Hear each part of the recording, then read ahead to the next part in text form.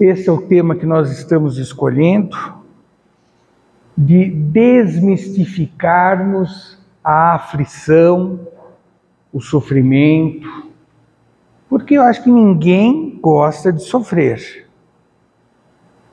Ninguém gosta de sofrer dentro da concepção pequena que temos a respeito. Mas a doutrina do Cristo vem nos falar de uma outra aflição, e esta expressão muito comum na Bíblia: castigo, punição, sofrimento. E quando nós passamos a refletir num Deus Pai todo-poderoso e bondoso, fica algo dissonante, fica algo a ser refletido. Por isso que nós estamos trazendo na noite de hoje esse tema à luz da doutrina espírita. Assim, vamos primeiramente conceituar o sofrimento ou a aflição. E nós temos então essas definições. É o sentimento de persistente dor física ou moral. Persistente dor física ou moral. Anseio, agonia, angústia. Então é essa expressão, que vem à nossa mente, que nos aflige e que muitas vezes até nos revolta, porque nós não conseguimos até entender. E aí, quando não, recorremos a uma série até de medicamentos, achando que isso se resolva dentro das químicas da matéria. Claro que existem situações de enfermidades que promovem, sim, a aflição, a dor, mas ainda assim nós vamos lembrar que tudo tem uma causa, tudo tem uma razão e tudo tem uma finalidade. Então é nesse sentido que nós devemos buscar. Assim, se fizermos uma reflexão e refletirmos pelo nosso pequeno entendimento, haveremos de entender que o sofrimento é algo nocivo, uma forma de castigo ou punição. Então, é essa ideia que nos vem à mente. Isso pode acontecer a nível material, de homem para homem, numa relação de igualdade, no sentido de falta de esclarecimento da verdade, do conhecimento da luz. Então, é essa ideia que nos vem à mente quando falamos sobre aflição. Agora, segundo as palavras de Jesus, Deus é um Pai bom, justo e misericordioso. Não é isso? Então, Deus, Ele é amor. Deus, Jesus tirou aquela ideia de então predominante na sua época, de um Deus guerreiro, de um Deus belicoso, de um Deus vingativo, para trazer a paternidade.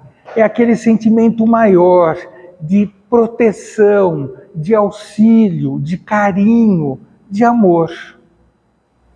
Pois bem, diferente totalmente da ideia de um ser que estaria todo o tempo nos julgando, que era a ideia comum, principalmente no povo da Palestina, mas nós temos que entender que esta ideia que fora da humanidade de época é porque era um povo extremamente rude, um povo extremamente insensível. Então eles tinham que ter uma ideia de punição, de contenção para respeitarem.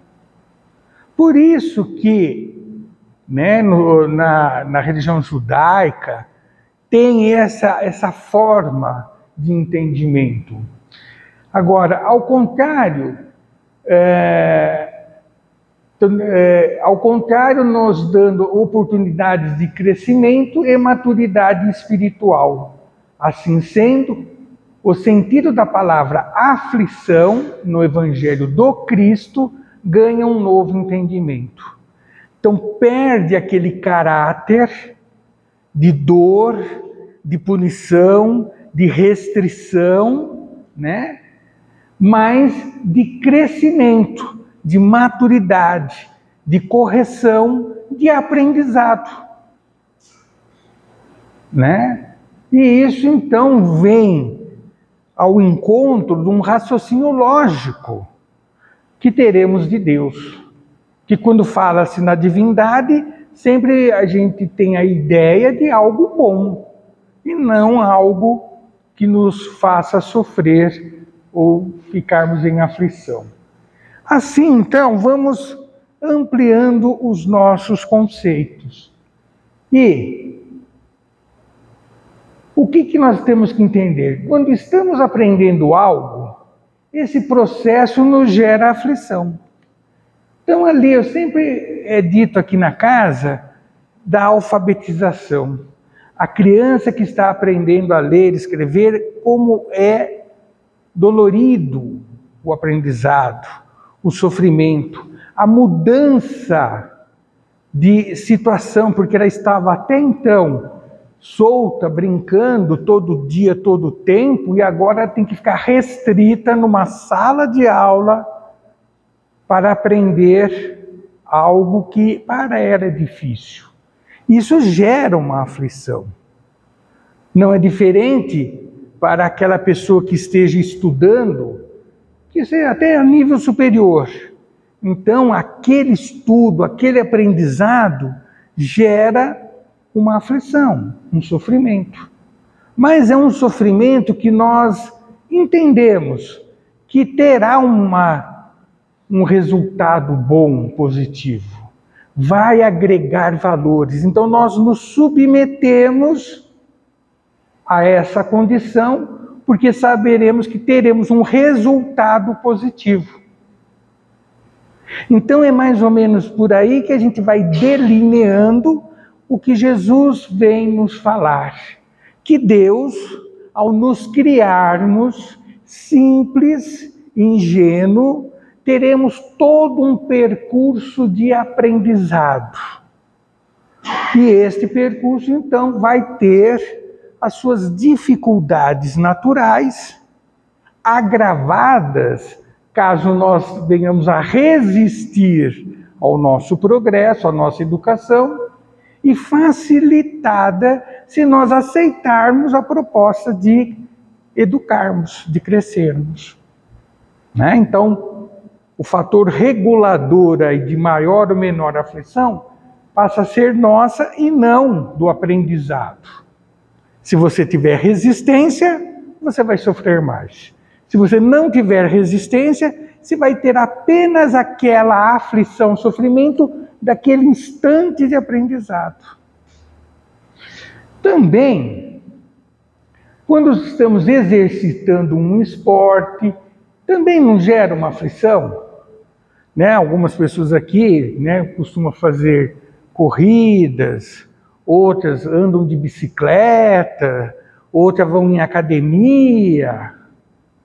E é interessante as pessoas citarem que esse tipo de atividade gera tamanha satisfação ao final do exercício que é recompensador aquele momento da aflição, do sofrimento, enquanto está executando o exercício, enquanto está fazendo a sua corrida, enquanto está pedalando. Tanto que alguns até dizem que torna-se um vício. Prazeroso, bom. Mas nós sabemos o quão difícil é, principalmente um maratonista, né, enfrentando quilômetros após quilômetros. Mas o que ele quer, o que ele objetiva? Passar a linha de chegada. Vencer aquela quilometragem que ele propôs. E se aplica e se dedica para tanto. Mas é um sofrimento, uma aflição, que traz a ele, agrega a ele valores, recompensas. Então aí a gente vai começando a entender as expressões que Jesus nos fala a respeito das aflições, dos sofrimentos contidas em seu ensino.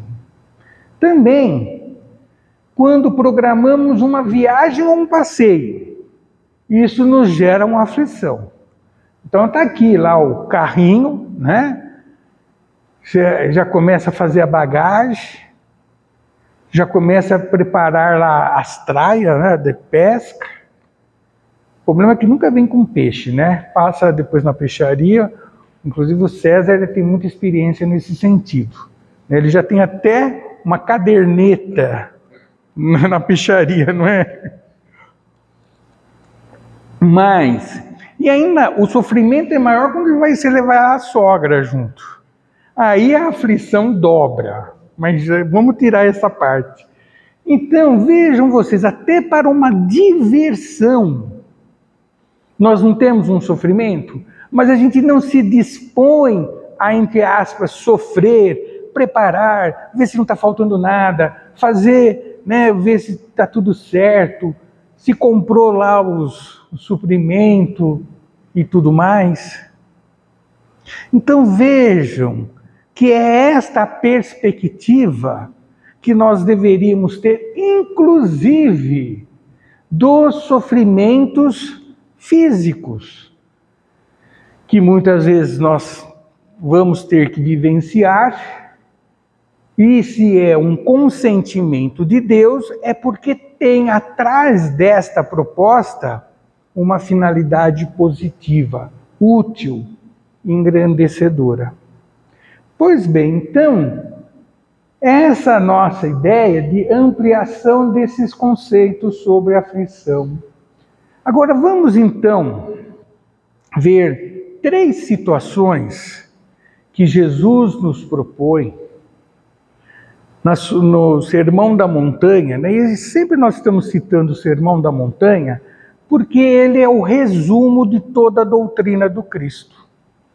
E as bem-aventuranças nada mais são do que degraus de evolução, de amadurecimento, de crescimento espiritual. E ele cita isso nas bem-aventuranças. Então, assim sendo, nós vamos ver esses 3 estágios diferentes e progressivos da aflição na senda evolutiva, que todos nós haveremos de percorrer. Por isso, tendo esta compreensão, se torna ter mais força para enfrentar a adversidade, porque teremos o esclarecimento dos porquês. E então, assim, tudo o que vale a pena na vida dá trabalho para conquistar. Não é verdade? E tudo que vem de graça se esvai pelos dedos. Por quê? Porque você não valoriza. Quando você tem alguma coisa, resultado do seu esforço, você dá mais valor. Pois bem, então vejamos. E Jesus, então, nas bem-aventuranças, ele fala o seguinte: bem-aventurados os que choram, porque serão consolados. Ora, os que choram é os que estão sofrendo, é os que estão em aflição. E Jesus vem dizer, feliz os que choram. Por isso que nós temos que mudar o conceito de aflição e de sofrimento. Por isso que Jesus, ao dizer feliz os que choram, se trata do reconhecimento dos desvios praticados pela lei divina. Porque só vamos passar por esse tipo de adversidade quando nós não seguirmos a lei estabelecida pelo Pai, que é a lei do amor, que seguindo-a, nós estaremos em equilíbrio, em harmonia.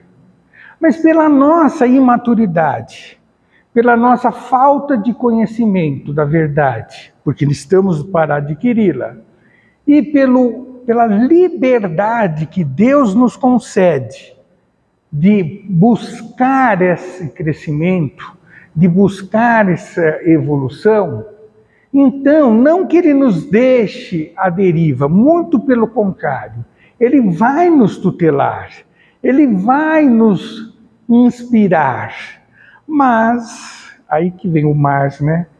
Mas, aquela busca do novo, do desconhecido, da resistência a certas proibições, e como é gostoso você burlar aquela plaquinha, proibido entrar, proibido qualquer coisa. Aí você quer fazer, você quer experimentar.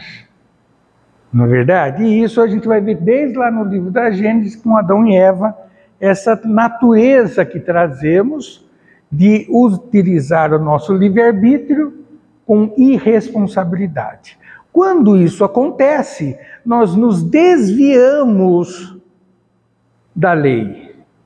E como nós temos que crescer em espírito e verdade, nós teremos então processos de correção, processos de refazer e acertar. E a isso nós chamamos dos que choram, né? Porque estão reparando. Então, este chorar é o esforço de quem está aprendendo, é o esforço de quem está exercitando, é o esforço de quem quer um lazer, mas antes disso ele tem que reatar, né, o seu equilíbrio.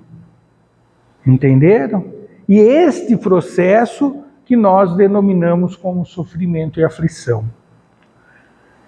Então, nesse sentido, a doutrina dos Espíritos nos esclarece e é consoladora, porque ela está nos dizendo que esse sofrimento que todos nós passamos na nossa existência tem uma finalidade útil. Deus assim permite para o nosso bem. Quando nós trazemos esta convicção, nós passaremos a ter maior resignação àquele momento. Passaremos a ter maior tolerância àquela dor. Mas se nós nos revoltarmos, parece que a dor fica agravada. Parece que ela fica mais intensa. Mas ela não ficou mais intensa. É você que foi o modulador de torná-la mais fácil a sua execução ou dificultá-la. Por isso que Jesus diz: feliz os que estão passando por isso, porque vocês estão se livrando dos equívocos que vocês mesmos cometeram. E como é difícil, né? Por isso que a gente sofre, porque tem a setinha lá, o caminho a seguir. Mas nós temos os diferentes propostas de atalho que vai querer nos seduzir. E é por isso que temos uma tendência aos fracassos. Desse jeito, não devemos espalhar espinhos pelo caminho, porque o seu retorno pode ser descalço. Então, ao caminharmos, não vamos lançar farpas, né? Não vamos lançar dardos venenosos de mentira, de engodo, de enganação, porque de repente nós vamos ter que voltar e passar por aquele caminho, por nós pavimentado. Muito bem. Esse é um tipo de aflição que Jesus nos fala na bem-aventurança. Existe este outro que ele diz: bem-aventurados que têm fome e sede de justiça, porque serão fartos. Porque nós sabemos que tanto a fome como a sede é algo que nos aflige, é algo que nos deixa desconfortável. Mas neste processo já mais avançado de sofrimento, o que Jesus está nos propondo? Então, neste estágio da evolução, o homem traz uma disposição de transformação. Então, ele reconhece que ele precisa sair daquele lodaçal da ignorância. Ele tem que buscar a fonte que vai lhe sustentar. E que fonte é esta? De verdade, de lógica, de bom senso. Então, esta busca, Jesus enfatiza de uma forma muito evidente para despertar a atenção nossa, e ele diz então, fome de justiça. Justiça, como vocês sabem na Bíblia, significa verdade, são sinônimas na Bíblia. Então, fome de justiça é querer agir em concordância da verdade, pois esta passa a fazer parte de sua constituição. É diferente esse fome de justiça, porque muitas pessoas, quando usam essa expressão, parece que eles querem fazer vingança. Né? Eu tenho fome, tenho sede de justiça, ele há de me pagar. Se Deus é justo, né? Vem aquelas expressões totalmente equivocadas. Não é verdade? Quando, na realidade, o que Jesus está falando, quem tem fome da verdade, quem quer conhecer o que é certo, porque ele quer agir em concordância, porque ele não quer errar. Porque no outro slide ele já sofreu por errar. Então ele não quer mais ter esse tipo de sofrimento. Agora é o sofrimento do aprendizado. É o sofrimento de explorar, de angariar valores, que é muito mais ameno do que você reparar um erro. Porque quando nós erramos, a consciência fica ali martelando. Enquanto você não repara, aquilo fica dia e noite. Agora, quando você quer conhecer, é coisa vibrante, entusiástica. E ele fala, sede de justiça é a busca de adquirir a verdade, e esta, quando compreendida, promove as aflições da adequação. Porque quando você aprende o que é certo, você tem aquele sofrimento de aplicar o conhecimento. Essa é uma realidade que muitos se deparam, principalmente nos dias atuais, onde a grande maioria, infelizmente, tem aquela expressão, todo mundo rouba, todo mundo engana, todo mundo é corrupto, eu só vou fazer isso, o meu é pouco perto do que os outros fazem. Está errado, não é certo. Então, quando você tem sede de justiça, você quer conhecer e, ao aplicar, você encontrará as resistências à sua volta. Resistências essas que as pessoas falarão para você, você é bobo. Você tem sangue de barata. Né? Já viram essas expressões? Você imagina, por que isso? Você é o certinho, você quer ser o puritano, por querer fazer o certo. Então esta é uma forma de sofrimento também. Muito bem. E isso nós vamos encontrar justamente no Evangelho de Jesus, quando ele nos propõe, né, uma série de atividades a ser realizada que vai promover essa nossa reforma interior. E aí, nós temos então, porque nós somos muito prontos a nos defender quando sofremos injustiça, não é verdade? Eu não pensei, eu estava com a cabeça quente, eu não sabia das consequências, me perdoa, não faço mais. Nós somos igualmente prontos a denunciar a injustiça que vemos. Fiquei sabendo que fulano fez tal coisa. Onde se viu? ele tem que pagar, não é certo isso. Ainda mais quando a pessoa está dentro da doutrina e quer aplicar a doutrina, e aí a pessoa não é perfeita. Ela está em processo de aprendizado e de exercício do que é certo. Mas isso não quer dizer que ela não venha a errar. Porque nós estamos numa condição ainda iniciando o nosso aprendizado. Quando acontece isso, fala, tá vendo? Olha lá, é o espírita. Ou então é evangélico, você acha evangélico fazendo isso? Onde se viu? Quer dizer, nós temos aquela força, né, para denunciar, para julgar. E até que ponto estamos dispostos a viver de forma justa, ou seja, de acordo com a lei? Se nós utilizássemos a mesma energia para nos defender, se utilizássemos a mesma energia para condenar, mas se utilizássemos essas energias para viver a verdade, seria muito mais útil. Mas aí a gente sempre está protelando. Ah, depois eu vejo, agora é cedo, tenho muita coisa pela frente. Uma hora, quem sabe, eu faço. Pois bem.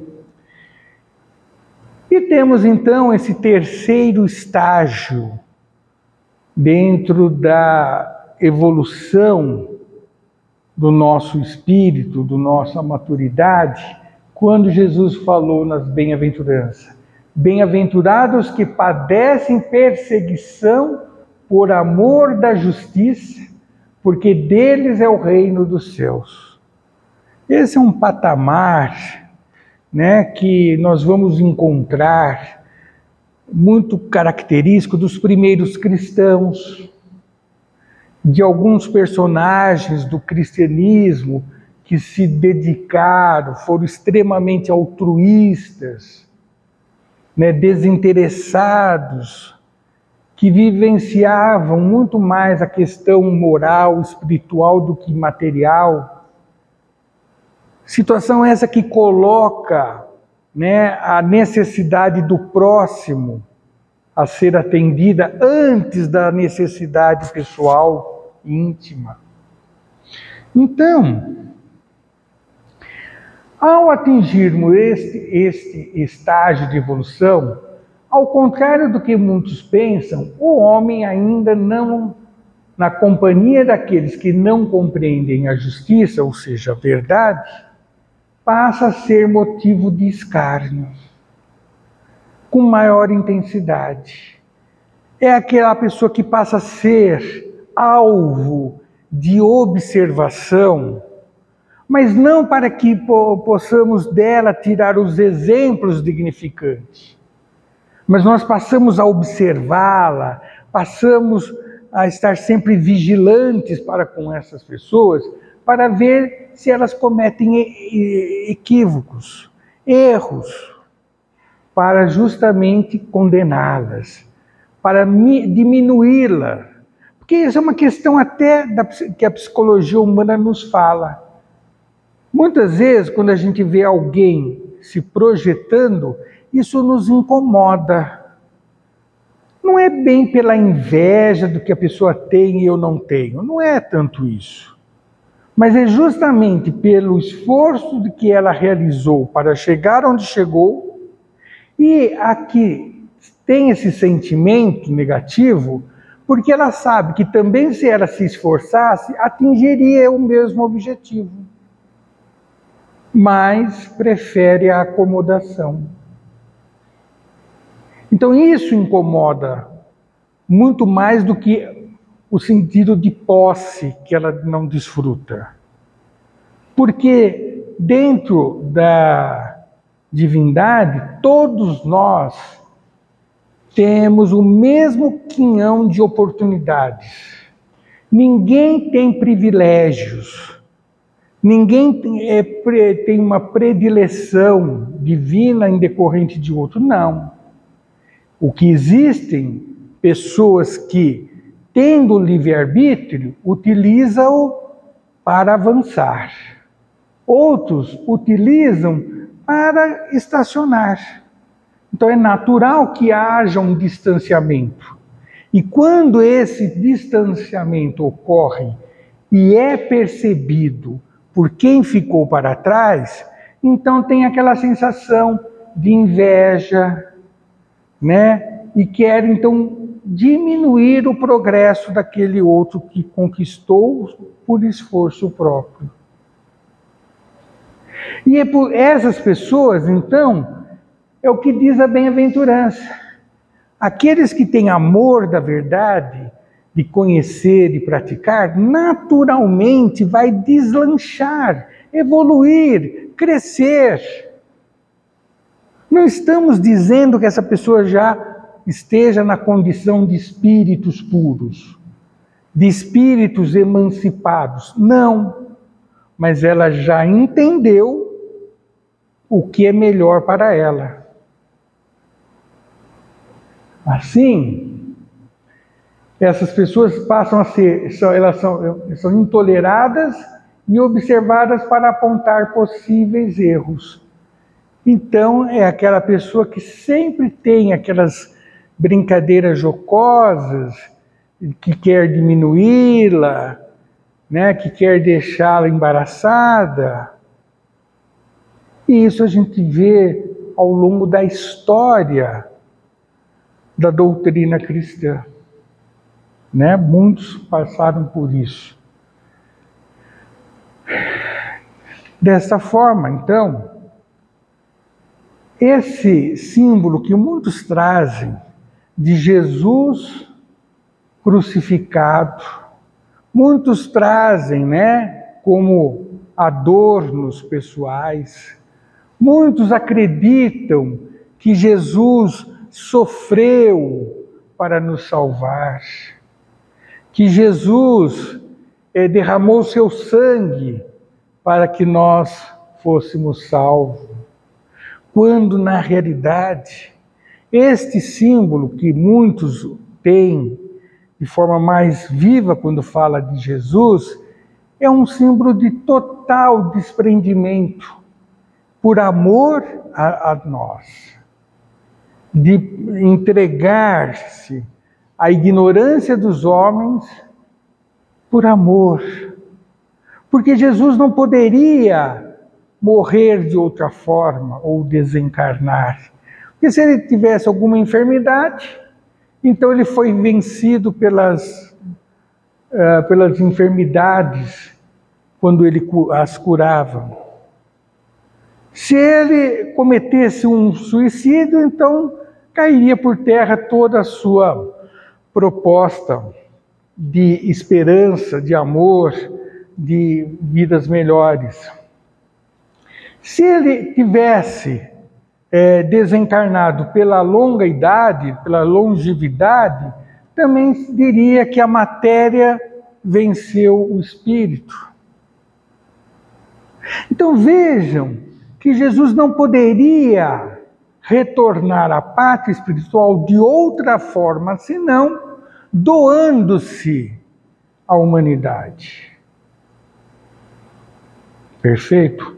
Mas a ideia que nós devemos ter e entendermos as aflições pelas quais eventualmente passamos, não é para ter Jesus crucificado, ou para que nós sejamos crucificados pela injustiça, crucificado pela intolerância do próximo, em que a matéria venceu o espírito. Não, nós devemos entender esse sofrimento como esta situação de Jesus vivo.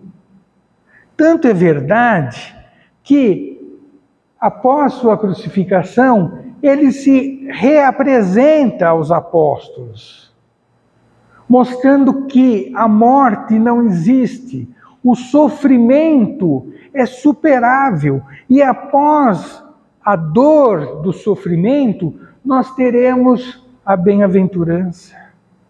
Nós teremos o resultado de ter sido paciencioso, tolerante, para com as nossas dores, para não nos revoltarmos, não nos impacientarmos. Então é esta ideia que Jesus propõe com relação às aflições e ao sofrimento. São fases de aprendizados para atingirmos esta condição de plenitude, de maturidade, condição de esclarecimento do que é certo.